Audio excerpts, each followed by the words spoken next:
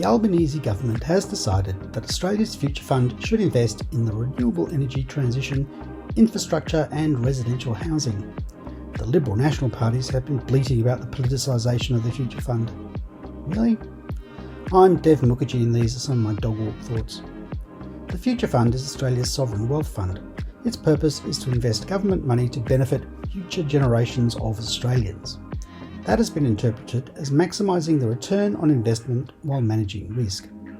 The Future Fund had around $225 billion invested as at June 30, 2024. It made a 9.1% return for the financial year ending 30 June 2024. That's pretty good.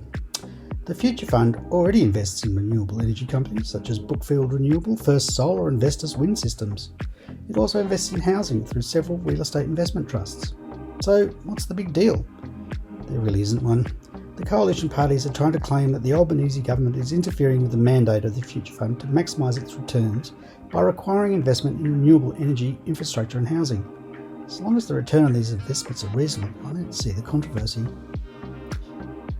The Future Fund is not what I consider to be an ethical investor. It invests in hundreds of companies globally, including oil companies such as Shell and ExxonMobil, coal mining companies like Whitehaven Coal, and arms manufacturers such as Lockheed Martin.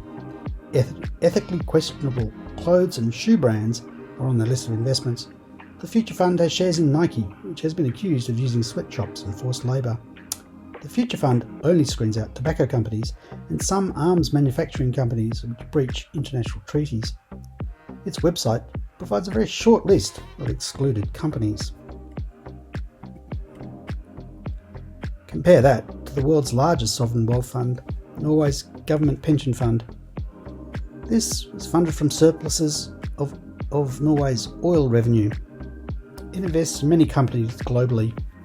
It is considered to be one of the most ethical sovereign wealth funds and is required to consider human rights and environmental degradation in its investments. Despite this, it still invests in fossil fuels and arms manufacturing. These modest ethical considerations haven't hindered its performance. Norway's government pension fund Global had a 16.1% return in 2023. I think the Future Fund should be used as a force for good, rather than only seeking to maximise investment. It should divest in fossil fuels, arms manufacturing and other dubious industries. After all, if it's about the future, don't we all want a world worth living in?